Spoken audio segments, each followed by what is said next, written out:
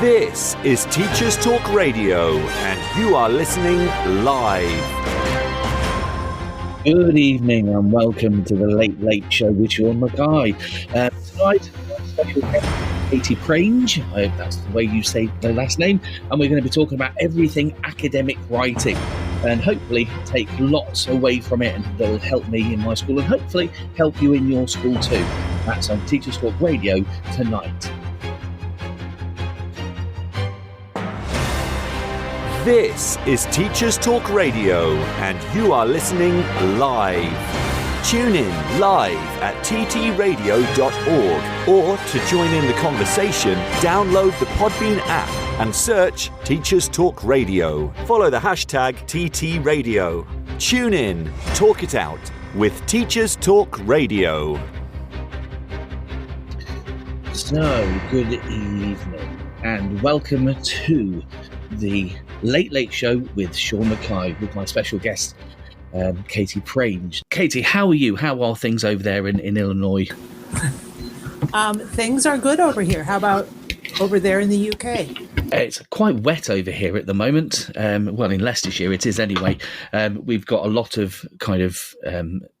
It can't decide whether or not it wants to rain or sunshine at the moment, which is quite nice for the greenery, I suppose, but not really nice when you're trying to walk between sites when you're in school. So let's start the show then, and we'll start off with the first question, which is the same question that I ask with every single person that comes on here. So what is your favourite book and why? Okay, I looked at this as a book I read as a child. To be A Wrinkle in Time by Madeline L'Engle. I think that's how you pronounce her last name.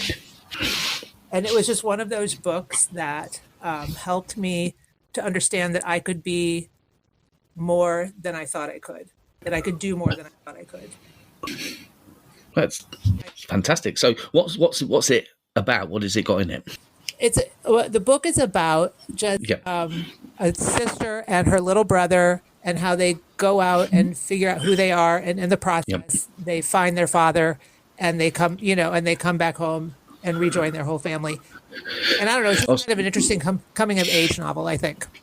Yeah, coming of age novels. I love those ones, but the kind of I also really like the Bildungsroman novels, the ones that kind of start off and follow a child kind of going all the way through. I think that's some of the best novels you can actually have. But I love those kind of the coming of age ones where they kind of grow up and do that. That's fantastic. So, great novel. Lovely to hear that one. I might have to try and find that one myself and have a look.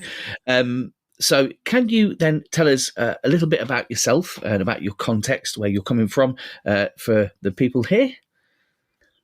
Yes, rural town. I teach in a small rural school in an area that used to be full of coal mines. Yeah. Okay. And it's actually a very poor area, a fairly underprivileged area now. And the kids are awesome. I love teaching there. I love the faculty. I do all the dual credit English classes, meaning I teach all the classes where the kids get high school credit and college credit at the same time. Okay. Obviously, we're in the UK here. Can you tell me a little bit about the kind of the difference between the school credit and the college credit? It's kind of something I don't know very much about. Okay. Well, as a junior or a senior in school, kids can take, if their grades are good, they can take a class in high school, and then they earn not only high school credit, but they also earn credit from a local university. Okay. And so I teach the same class they do at the local university. I just teach it in the high school. Oh, okay. And so so the kids earn, and so it's a less expensive way for them to try to get to college and earn some college credits. Okay, that sounds great. Okay. Right then, let's get down to writing. So my first question is in terms of the writing section is quite a big one, I think. It's certainly something that I have an opinion on. Do you think that reading is one key to really good writing? 100%. Okay. 100%, I do. And I see it in my students when they are we always, whatever essay we are working on, I find that same type of essay for them to use as a model, and we read through it and we dissect it and we take it apart and we talk about all of the different elements of the essay so that they can work on trying to incorporate some of those into their writing. Okay, cool. Yeah. Oh no, go ahead. I was just going to say, is there any particular kind of reading that you think makes a person's writing better, or is it just kind of any reading at all? I do assign different types of novels for them to read, just so they can get outside reading and other stories. But I also think it's very important that whatever type of essay you are writing, because I'm very structured in the essays that I teach, that you also see that type of structure essay in your writing. But I will say that any reading is going to help your writing, because looking at other styles and what people do and how they introduce conversation or how they introduce material, that's all very important. And students struggle to do that. And so I think they need to see examples of it in a variety of forms. So they can figure out how to do it. So they can incorporate it into their writing. Yeah, definitely. I mean, I certainly see with my students, the students who are much greater readers are the people also with the highest kind of range of vocabulary, and so therefore a lot of the academic writing that they have is much more fluent, much more communicative, because they have that range of vocabulary that's going to help them to explain and communicate the meanings of what they're actually trying to say as well, I think. Would you agree? Yes, I would definitely agree. Okay, 100%. Fabulous. Brilliant. Sorry. So there's a bit of a delay, I think. So I'm trying to leave a little bit of space so that you can get there. No, I want to give one example from teaching just this week. We are reading. I have this one English class where the kids have to do almost all nonfiction reading. Yep. Which is really hard. So I struggle to find things that are going to be of interest to them. But one of the books we're reading, one of the books we are reading, the kids are very interested in. But I had one student just yesterday go, "Mrs. Prangy, I have learned 15 new words this week." And here they are. And he just starts listing the words off that he has learned. And he's looked them all up and he found the definition and he starts using them in sentences or asking me a little bit about them. And that is fabulous. I love when that happens. Yeah, absolutely. It's one of the greatest things about teaching is when you see that kind of learning coming into the classroom, and you see that some of the kind of independent learning and that they've done, and they become really happy about it and really enthusiastic. And you can do the same thing, I think. No, we do all kinds of, like I said, different reading. Like, so right now the kids are reading a novel. Well, I guess it's a novel. It's a true story by a journalist about her experiences interviewing some subjects about what they did when they were younger. And so we're looking about nature versus nurture. So we did a whole lot of background, and now they're reading the novel, and it's interesting all the connections that they make. And I'm kind of excited to see what they do with the next paper that we assign over this. Yeah, definitely. It's certainly wonderful when they begin to kind of really focus on kind of the vocabulary and the things that they want to do in their writing, and kind of how they are going to explore that learning. So my next question then, and hopefully we can look at this one in a lot of detail. What, in your opinion, is the most important thing to think about when it comes to writing? I think for my students, I always stress to them to not worry about their first draft and what they're putting down on paper first. Most of my students they think that what they put down on paper is what they have to turn in, like what they first put down. Yeah. And that is a real hurdle for them to get over. And so when I teach, and I know this is one of your further questions, when I teach about the process.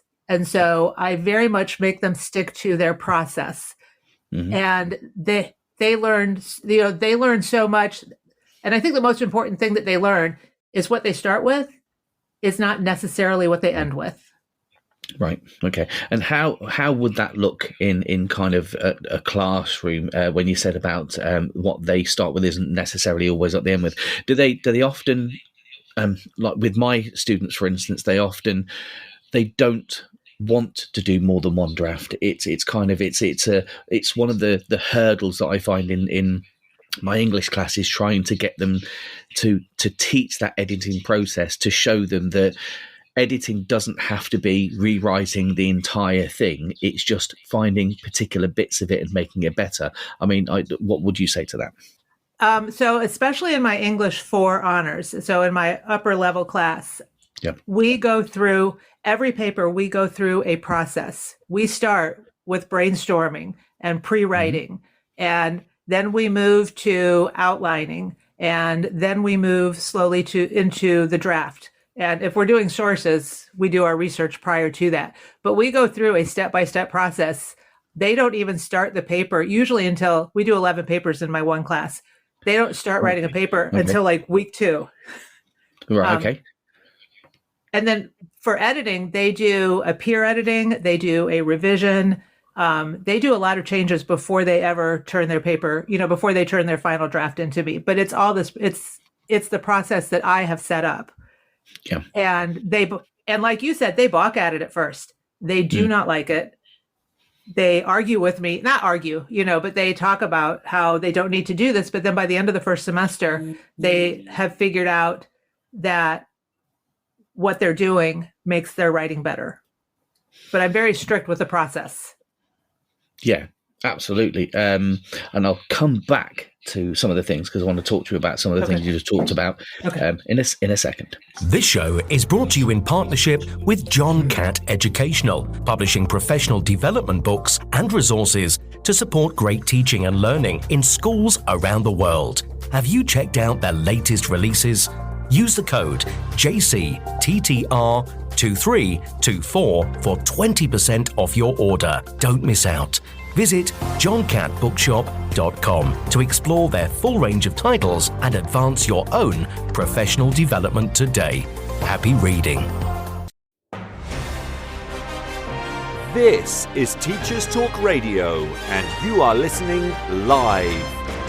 So we're back again after that. So one of the things I wanted to talk to you about, the thing that you said in part of that process was brainstorming ideas. Now, in terms of kind of an academic essay, what sort of things would you look for in that brainstorming? Do you brainstorm the question they're going to answer, or is it the brainstorm some of the things that they might include in it, like the terminology? How does that brainstorming work? Well, it's different with every essay that I do. And we start with the essential question. I start with them. Sometimes I start with just like a brain dump with the essential question that they have to answer. And so they just literally write for like 5 or 10 minutes and then they share what they have written. And then we go through a series of steps in our pre-writing to where they are trying to figure out what they want to write about, what they want to say. They want to answer like the how and the why questions. They want to come up with their research question and then their thesis.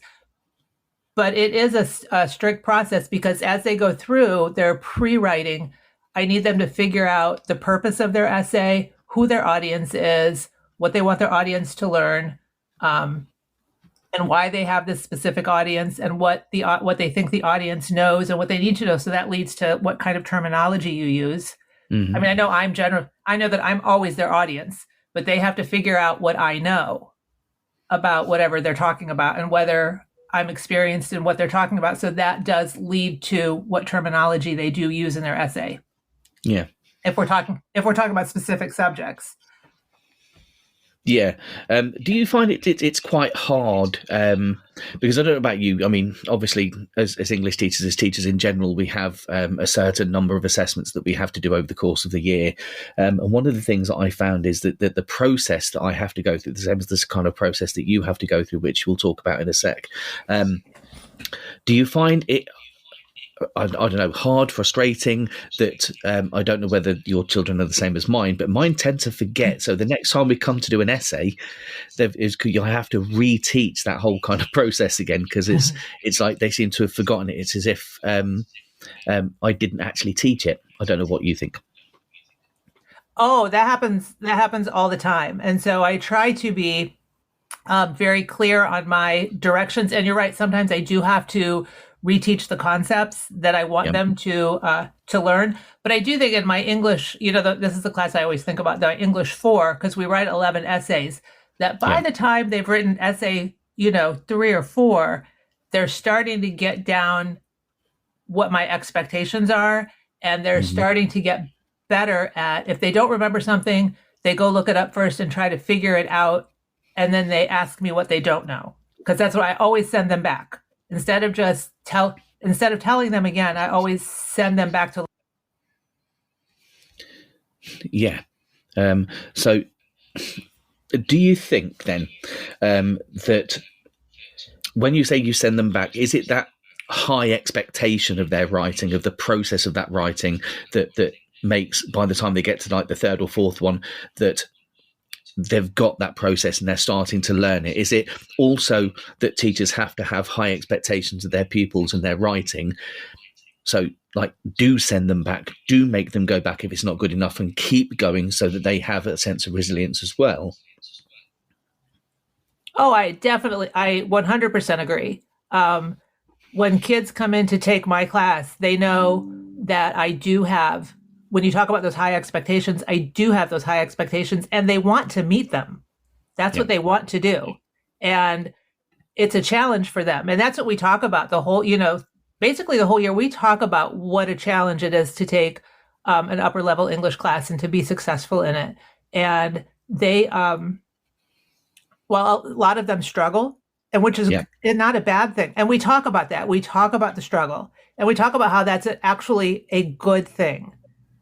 And that means they're learning. If it were easy, there would be no reason for me to teach it. You need to struggle through this. And I think for me, not to extend on this, but I do think for me, because they know that I do write and I do publish, they know that I go through that same process. And so I share the things that I do in my writing and the struggles that I have in my writing. And they realize that it's not like a new writer thing, that it's just a thing about writing. It's not an easy thing to do. Yeah. Okay, cool. That's great. Some great answers there. So my next question then, and I don't know whether this is kind of a long answer one or a short answer one, but what do you think is the difference between academic and kind of creative writing? Well, I don't do a ton of creative writing. I do some personal writing I do some writing where they can use first person. So I can kind of address it that way. Academic writing, I really work with them on their sources, on introducing their sources, and on the structure. Because I think there's a structure to academic writing, and there's a level of language that students have to have, and there's a clarity that needs to be there. And so we work a lot on that with academic writing. And I think the difference between that and other forms, whether it be creative writing or narrative writing or whatever, is that I'm going to say that level of language, because I allow them in their descriptive or their narrative writing to use more of their colloquial language and to be able to express themselves the way they want to, versus the academic writing, which they have to know contractions and they have to properly introduce everything. But I want them to learn the difference, because there is a stark difference in the two. No, absolutely. I certainly agree with one of the things when you said about the structure of academic writing. And I think when we come to that, because obviously my next question is coming up on that one, but it is very, very structured. You follow a complete process going through. And I think because I do teach creative writing, it's part of the syllabus in England. It's one of the things that I don't think we teach enough in terms of creative writing. I teach so much structure for academic writing, and when it comes to our essays that we do in terms of creative writing, we don't teach them how to link the paragraphs the same way that we do in terms of academic writing.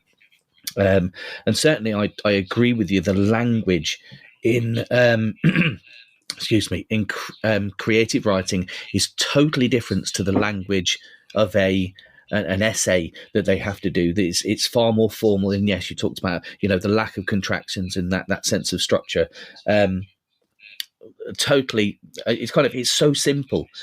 And that you kind of said it, and it sprung loads of new ideas. I was scribbling away loads of notes as you were talking, because it kind of strikes you in the face, and you think, I'm not teaching structure enough in creative writing. But that's a great way of looking at it. The language and the structure of it is totally different. I know, and I think you can be. I allow the kids. It's so. I wish I could teach more creative writing, because what we want the kids to be able to do, what we want students to do, is to be able to express themselves on a piece of paper. And I think one of the easiest ways to first do that is to allow them to do that kind of in their language, and then maybe learn to transition over to the academic writing. So I wish I got to do more creative. Just the way our syllabus is structured, and because I get mine from the college, the way it's structured, I don't have that complete luxury. So which makes me sad. Yeah, I mean, one of the things that we find with the creative writing, and it enhances in a certain respect the academic writing, because by doing the process yourself, by thinking about what your intent is, what the purpose is, how you're trying to affect the audience, that also affects how they see someone else's pieces of writing. Because then if they're doing that process themselves, they're able to see how an actual author might be doing a similar thing. That's one of the things that I found. Yeah, I do like to link whatever, and I think you can do it more easily with creative writing, but I do like to link whatever assignment I have to a piece of real writing, to a piece of published writing that mimics that, so kids can look at what what other authors do, and then how they can work to implement some of that into their writing using their own voice. No, absolutely. So that structure part brings me really nicely onto my next question, which is there a particular structure? And I know that you've actually answered this in part a little bit earlier. So is there a particular structure that you use when you teach essay writing? So, for instance, we've got a number of different ones that we use in terms of literature essay writing, such as P, which is point evidence analysis, or PEASL, which is point evidence analysis, zoom in, analyze, link back to the question. So do you have a particular kind of structure that you use? And if you do, why do you think it's so effective? Well, the structures we use, I've worked at schools where we've had to use certain structures to teach writing. But where I am now, we generally teach we work with ICE, introduce, cite, explain. Yeah. Especially with that, so that kind of leads into, that kind of goes with your P, the point evidence and analysis. It's a similar type of.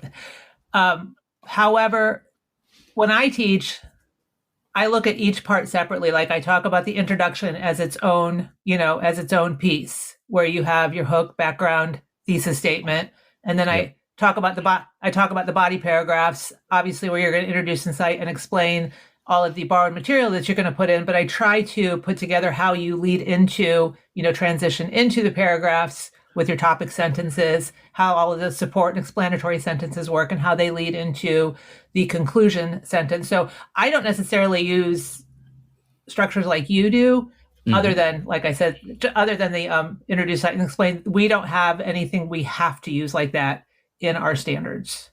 We just have to teach. We just have to teach the writing. Okay, so although there's nothing that you have to actually use, do you find that there is one particular way? I mean, you've talked about introduction, cite, explain. Is the one you talked about the body paragraphs and the introduction? I know that the way I teach an introduction with a literature essay is to turn around and kind of, it's like your thesis statement. It's tell the examiner what it is you are going to be talking about within the essay itself. And it also use that as a kind of, I say to them that it's a reminder. So if you kind of forget what you're writing about, you can always go back to that opening paragraph and say, that's what I'm supposed to be talking about. And then you talked about, I think, the body of the paragraph before reaching into that conclusion. So in terms of the thesis statements, and I know that you said that it isn't something that you have to do, but how would you get the students to write a really good kind of opening statement? Okay, well, we start our process where my sophomores, my 10th graders, my year 10s, they are working on a research paper right now. Yep. And so the first thing, we just started with them brainstorming, looking up topics, honing, so they've got that. And then I had them, so what they turned into me earlier this week was their 3-point thesis. So I have them structure when you talk up. So they're doing a 3-point thesis, and that is the roadmap to the rest of their paper. And so once their thesis is approved, I have them create either a graphic organizer or an outline to structure their paper. And we talk about what they're going to put in for their hook, what are they going to use for background information, how is that going to lead to your thesis. Point 1 of your thesis is, start your first body paragraph. That may lead to 2, that's fine, but that's your first point. That's your first body point. And then, so we always, like you said, we always go back to the thesis to structure the rest of our paper. But I have them, I'm grading their outlines this weekend before they really start writing their paper. So just this week, they started working on their introduction, but that's not until we had the whole framework of the essay mapped out for them. Okay. So I guess that's, yep. all I was going to say is, so like I said, I don't use necessarily like a raft or point evidence analysis, but I do set up have them set up a definite structure. Okay.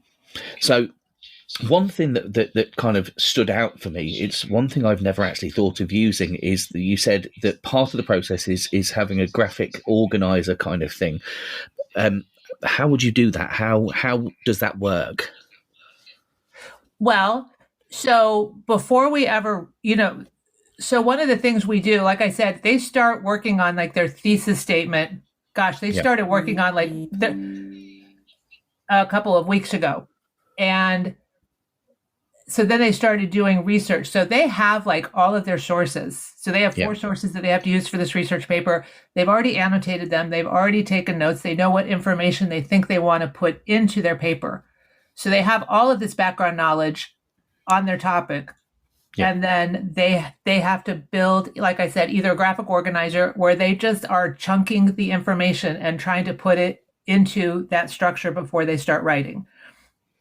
And this way, so they start to, so like I said, they've been working on their thesis this whole time, molding their thesis, figuring out what works, what they can put in, what they can't put in.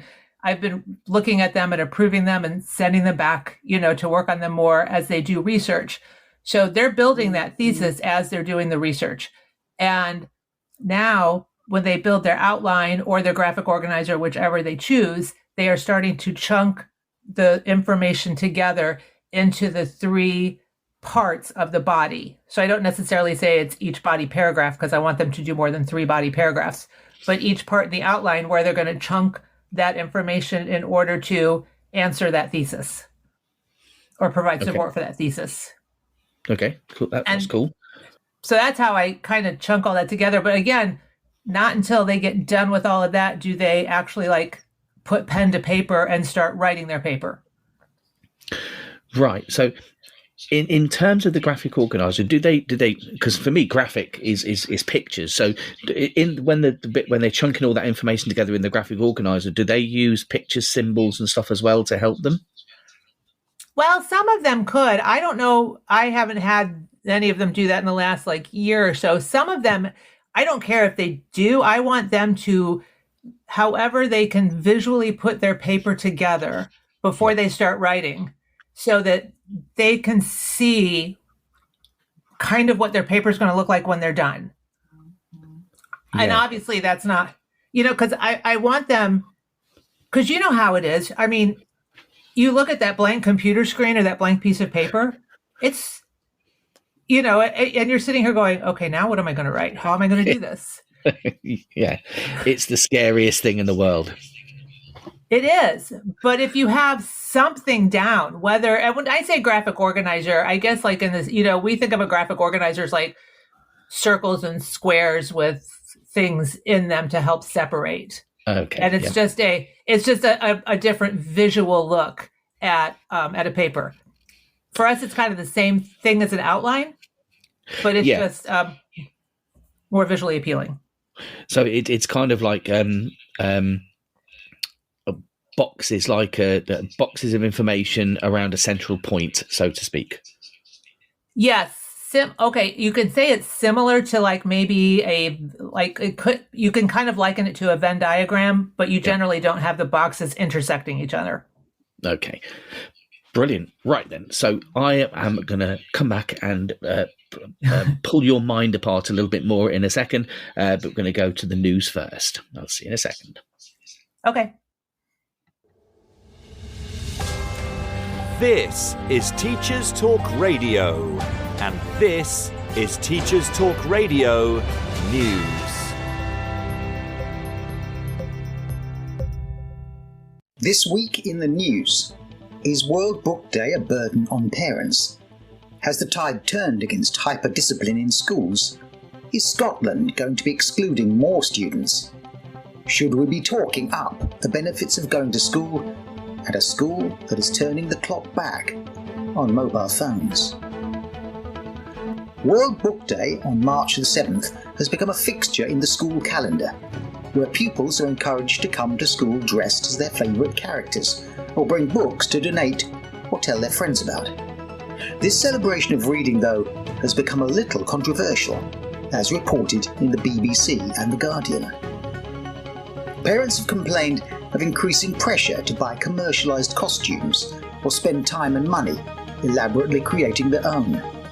Some of the pressure has a class element, with some parents sending their children to school dressed as characters from Harry Potter, while others might be the Artful Dodger. Head teacher Fran Davis from Michigan Primary School in Mountain Ash has said she wants the day to be fun without being a financial burden. Therefore, she suggests that pupils can come in their pyjamas, suggesting their favourite bedtime book, or simply in school uniform, as they might be pupils at Hogwarts or even Greyfriars. If you wish to hear teachers' views on World Book Day, listen to last week's Late Show with Lucy Newberger on Teachers Talk Radio. One of the most significant developments in education in the last few decades has been the trend towards positive discipline, or military-style discipline in schools. And this provides the context for the next two stories this week. The first story appeared on the BBC and was covered by the Guardian newspaper. And it's about the Mackay school led by the controversial head teacher, sometimes described as Britain's strictest head teacher, Catherine Birbalsingh, who has been in the news for the school's policy towards Muslim prayers. Half of the pupils of the school are Muslim students. 2 students have given interviews where they describe a toxic atmosphere of the school and an atmosphere of fear and being stripped of their identity. If you wish to learn more of this story, you can find Tom Rogers' interview with Catherine Birbalsingh on this topic on Teachers Talk Radio. The increasing prevalence of Tiger-style teaching, strict discipline methods, zero tolerance, and first-time, every-time expectations of students across British schools was highlighted when a parent at Boston Spa Academy complained her autistic son found school intolerable, as over a period of only a few days he acquired 56 negative comments and several days in isolation. Boston Spa Academy schools have appeared frequently in Education Uncovered and other news outlets for their strict approach involving lining up for inspections and an expectation that rules will be obeyed instantly and at all times. Not for the first time, teachers' unions have described these policies as inhumane. This week, Scotland's Education Secretary Jenny Gilruth announced that there would be a review of Scottish Government's policy on exclusions. The number of exclusions from schools has dropped considerably in recent years, as a determined policy of avoiding school exclusion was adopted following research of a link between excluded students and later involvement in crime. However, with 1/3 of teachers in Scotland reporting in a survey of the EIS Union that they had suffered assault or physical violence in the previous year, pressure to review the non-exclusion policy has resulted in a reconsideration. School attendance is once again in the news. A survey revealed that nearly a third, 32% of teachers and school leaders have experienced pupils being absent this academic year because of a parental dispute with the school.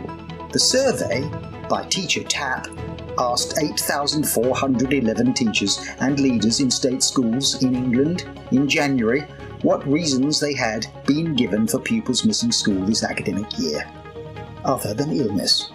More than half, 51%, said pupils had been kept home because they were tired after an event the night before. Nearly 9 out of 10, 87%, said wanting to take a holiday during term time was the reason, while more than 3 in 4, 76%, pointed to family events. John Camp, president of the Association of School and College Leaders, warned in a speech to the union's annual conference that the unwritten social contract between families and schools is fracturing, and he called for a change of tone in the national conversation about education to ensure that people talk up schools and colleges. And finally, another story from the BBC, where Milldown Academy in Blandford Forum head teacher Mr. Law has adopted the policy of providing brick phones, old-fashioned simple mobile phones for students. Parents can hire or borrow them as an alternative to smartphones, which are increasingly distracting in the school. You can find more discussion of these and other stories on Teachers Talk Radio, or reviewed each Sunday on Teachers Talk Radio Panel, which you can find the links to on YouTube or the Teachers Talk Radio site. This has been your Teachers Talk Radio News with John Gibbs. This is Teachers Talk Radio, and you are listening live. And welcome back to the Late Late Show with Sean Mackay and Katie Prangy. I think I've got that right this time. And we've just been talking about everything writing in terms of academic writing, and we're on to how to how to structure an essay writing. So, Katie, one of the things I wanted to talk about now is you talked about background information. What do you mean by background information? I mean, I think I know what it is, but I'm kind of unsure. What would that be? Okay, so in an introduction, we have the hook, what draws the reader in, and then background information to give the reader a little bit of context about what is leading up to the thesis. And so I try to have my students focus on general information about the topic versus specific, not things that can be included in the body paragraphs. So it's mostly a bridge between the hook and the thesis, to give a little bit of meat, a little bit of weight to what the reader is going to experience through the essay. Okay, so in any of the points that you've made, that the kind of brainstorming, the thesis, the graphic organizer, the background information, do you kind of ever have students that try to miss stages of that, and kind of and can you tell if they've missed any of those stages, or that they've skipped it, or that they've kind of gone a little bit less information or less in depth than you would like to? Oh, well, like I said, throughout the whole process of writing, I have checkpoints. So as they're doing, they have a whole packet that they do. So they're brainstorming. They have to turn that into me, and I look at that. Their thesis statements, all iterations of it, they have to turn that into me. They have to go through a source checklist and show me what sources they are going to use, and they have to create the citation for them in a program we call Noodle Tools. Don't ask me why it's called that. I have no clue. But anyway, they also, so they create an outline. They turn that into me. And I just conferenced with several students yesterday who have not done some of those steps. I have students who don't have their sources. I have students who have not completed their outline. Yet they're still trying to work on their intro paragraph. And I say, no, I'm not even going to look at that until you get these other steps done first. So I will not grade a process unless the other ones are completed. Right. So it's essentially check again. And if they haven't completed any of that stage, then you're essentially just sending them back and saying, I don't care how much you've done, you haven't shown me this stage yet. And so it's, I'm trying to think of the right word. It is making sure that the students are following each step of the process. And if they don't, there is kind of a consequence, and that means that they have to go back and redo it. Correct, because writing is a process. That's the whole point, is that it is a process, and it's a recursive process that, once they start, like I said, once whatever they put down first on their paper is generally not what they end up turning in. And so I want them to learn that it's okay to go back, that it's okay to make a mistake and have to go back. But if you have nothing to go back to, then there's no going back. So they have to do the process. That's part of the assessment. And for those who want to take my English 4, that is the process. That's the process I teach in English 4.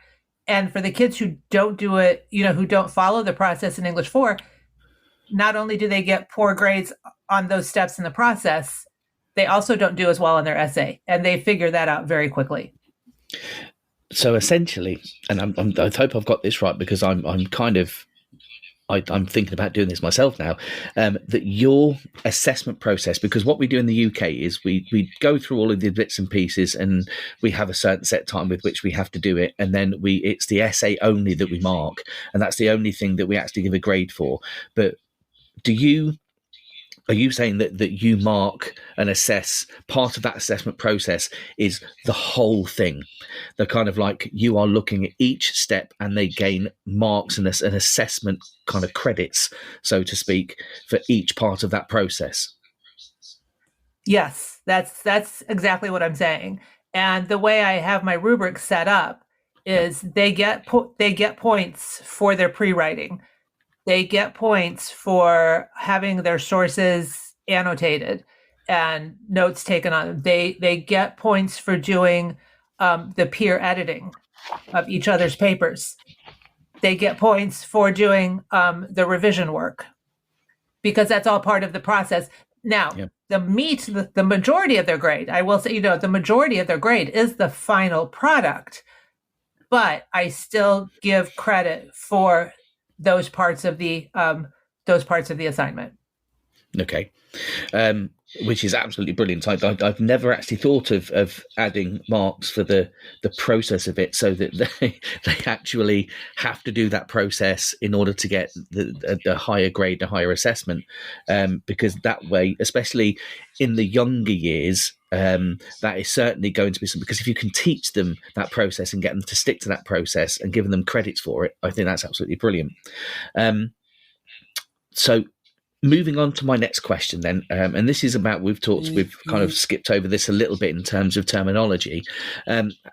How important do you think kind of terminology is when writing an academic essay? I mean, I don't know whether the terminology in terms of what you teach over in America is the same as stuff that we teach in the UK, but how important do you think it is? Oh, I think it's depending on what the subject is, I think it's very important. So right now, my English 4 students are working on poetry explications. Yeah. And so one of the things we did is we went over the terminology. We went over literary terminology. And I mean, they know a lot of it, like metaphor, simile, hyperbole, but we worked on, we worked on things like speaker versus the poet. And we talked about how the explication is supposed to be structured and what terminology they're supposed to use. And yes, I do think it's really important, because no matter what industry you go into, you have terminology that's specific. Jargon is the word we use, here. That's industry specific. And so when we are working on things that have a specific jargon or a specific vocabulary, I really try to ensure that they that not only do they know the vocabulary, but they actually use it and use it properly in the paper. Yeah, absolutely. I mean, one of the things as a literacy coordinator in my school is trying to get all departments to really push their kind of tier 3 terminology, jargon, kind of vocabulary within their subject, because it's so important when it comes to answering questions in exams, to understanding the question, because lots of times the questions that are being asked in exams has that kind of, as you said, jargon in it, and unless they know that particular terminology, they're not going to be able to understand the question as much. So how do you teach terminology in order to get it into? I mean, I know that we kind of it's an ongoing process in when I teach it. It's kind of like we're always putting it in there, we're finding it, we're repeating it, reiterating it, what the word is, what the effect is. Is that the same kind of thing that you do? Yes, yes, it is. And what I find interesting, which is why I like to teach like this explication, is not only do you have to use the terminology and use it correctly, but you really learn how to talk about another piece of writing in terms of, so when we talk about poetry in a piece of writing, we talk about it not in terms of what the poet says in the poem, but what the speaker says and who the speaker. And so using essays like that and assignments like that, students learn how and why, not only learn the vocabulary, but learn why it's important to use it in specific contexts. Yeah. Do you also find one of the things that I find really hard to teach in terms of terminology, and you use the word poet and speaker as an example yourself, is that nuance of terminology, knowing which word to use and when, or sometimes when not to use the terminology, when to just, go in depth into the exploration of the analysis of the language, and not to kind of use or place terminology in it which is going to get in the way of the analysis that you're doing. I don't know whether you would do that as well. I do try to do that. That's a really fine line, and that's not an easy thing. That's not an easy thing to teach. Students, my seniors start to kind of pick that up, because we talk about, when you first started talking, the first thing I thought of was transition words, moving from one thing to the other. My students struggle, especially sophomores, and sometimes even at the senior level, using different transition words and figuring out what each transition word means and why this transition word is better to use versus this one. Yeah. And so I do try to, when I teach different vocabulary and when I teach how to use it in a paper, I do try to provide examples and explain why sometimes it's better to go this way, or to go, or to use this term, or as you said, to not use it at all and give a further in-depth analysis. Because I also, whenever I teach and whenever we talk about writing, I'm always telling the students, the point of view writing is I want to see your thought process. I want to see what you've learned. I want to see your point, what you believe. Because we do a lot of political stuff, because, things here in the States are really crazy right now. Yeah. So we do a lot of political stuff. And I always tell students, I don't care like what your opinion. I think your phone went on blank again. Okay, sorry. I'm back. Sorry. No, I was saying, I teach what I strive for my kids, which is why terminology and vocabulary is so important. I don't necessarily, and I don't know if you'll agree with me, I don't necessarily care what their point is or whether they agree or disagree with the reading or whatever. I don't, but I care about how they get there. Yeah. And how they analyze it and how they use the text to come to their conclusions. Because I think students are so afraid to disagree with a teacher. And I'm always like, no, go ahead, disagree with me. I don't care. I just want to see how you get to your opinion. I want you to think for yourself, but I want to see your thought process. Yeah. And so that's where the vocabulary is so important. And that's where putting the words down on the paper in the correct way is so important, because you don't have expressions, you don't have your hand gestures, you don't have any of that. You have your punctuation and your words to get your message across. No, absolutely. I think it's one of the greatest things a teaching an experience is when a student disagrees with you and starts to put their point across and starts to kind of argue with you, because then you can see that they're really engaging in the actual topic rather than just superficially listening and trying to just mimic what the teacher does. It shows that kind of independence, and that maybe that something original is going to come out of their writing. But certainly one of the things you just said there was, because I don't know why it just struck a chord with me. It's kind of like, it's one of the things I'm going to say with my kids tomorrow. It's like, you don't have hand gestures when you are writing. And we move our hands so often in order to express some kind of emotion or some kind of exclamation or some kind of pause, and you can't do that in writing. So you have to do it with your punctuation. You have to do it with the vocabulary you're using. I think that's absolutely brilliant. I talk about that all the time. There's this book called Eats, Shoots, and Leaves. Yes. I have that book, and I read from that all the time to students. And I'm like, words matter. Punctuation matters, and we have a lot of fun with that. But yeah. I think because I try to reinforce things like that so often with them, that they really start to internalize that. Absolutely. I think, repeating things over and over again, I think really makes them think about it. So moving on to my next question. One thing that I've found is that students don't plan for academic writing. And I think we've covered this quite a lot, but I think this bit, how important do you believe, and I think I already know your answer to this one, how important do you think planning is, and how do you teach planning to your students? Well, I think planning is super important, and I teach it through. Well, I teach it through modeling, and like I said, and I go through when I start teaching writing.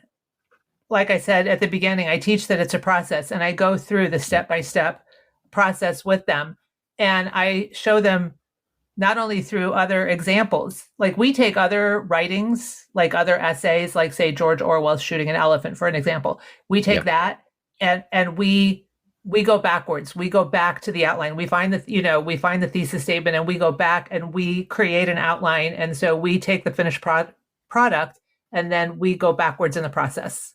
And I do that with a lot of different writing assignments for them. And then so that they can more easily go forward in the writing process. I think that's great. I know what you mean. Finding an essay and a question which someone's answered and then going backwards, I think, is a great idea. It's something I haven't actually done yet.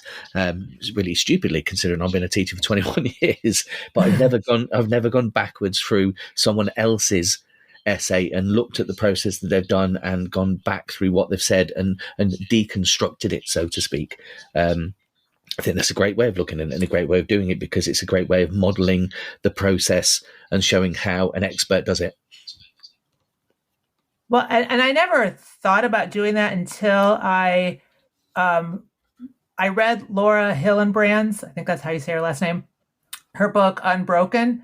And I listened to an interview that she did on CBS Sunday Morning, and she talked about her writing process.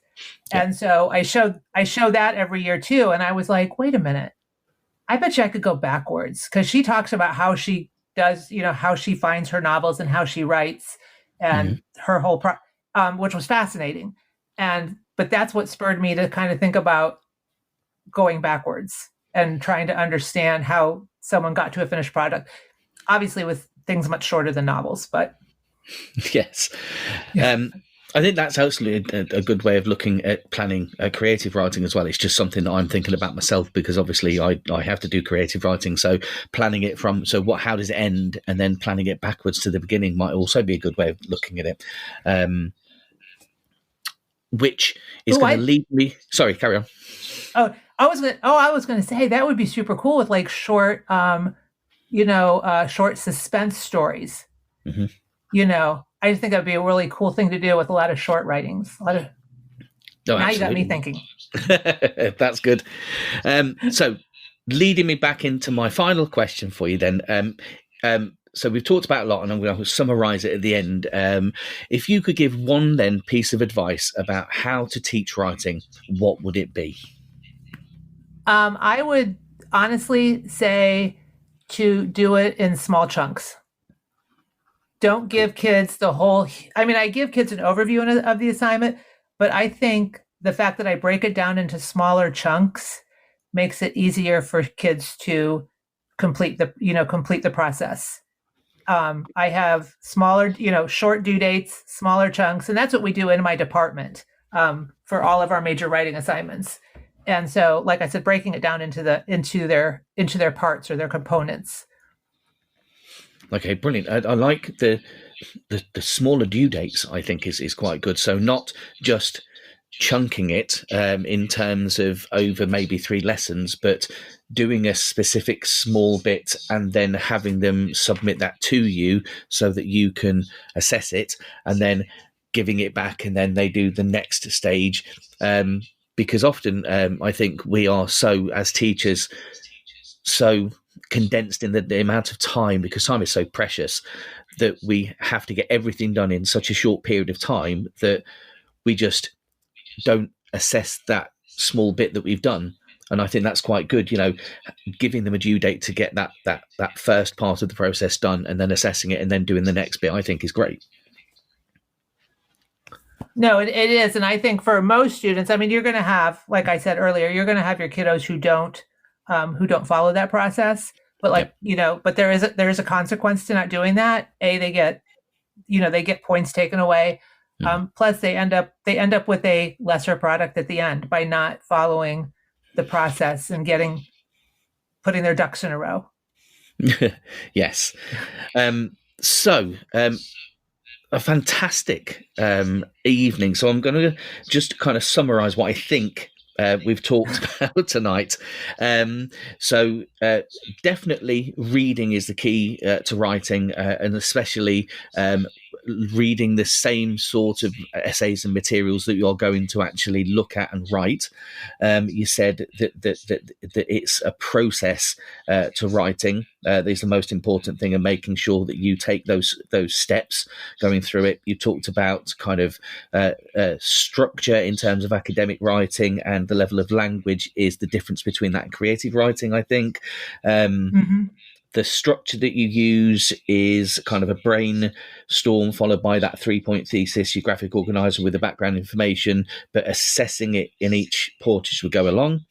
And then you talked about terminology being extremely important, but to be able to use it correctly. And going backwards, modeling and going backwards in the planning stage to make sure that they understand the process and how to do it, and repeating that process so that it is internalized.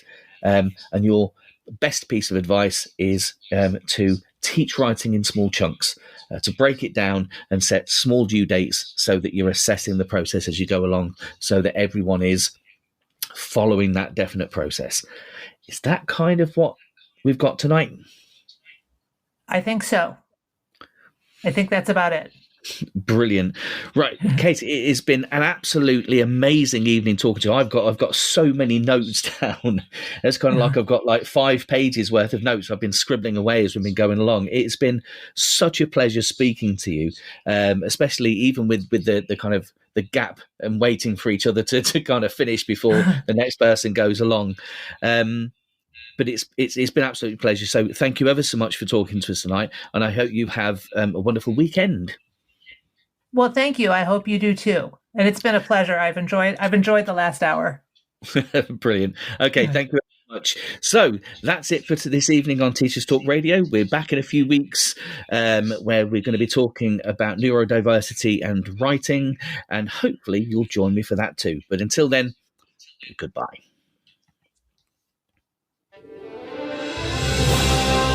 You've been listening to Teachers Talk Radio. Tune in live and listen back at ttradio.org. We look forward to hearing from you next time on Teachers Talk Radio.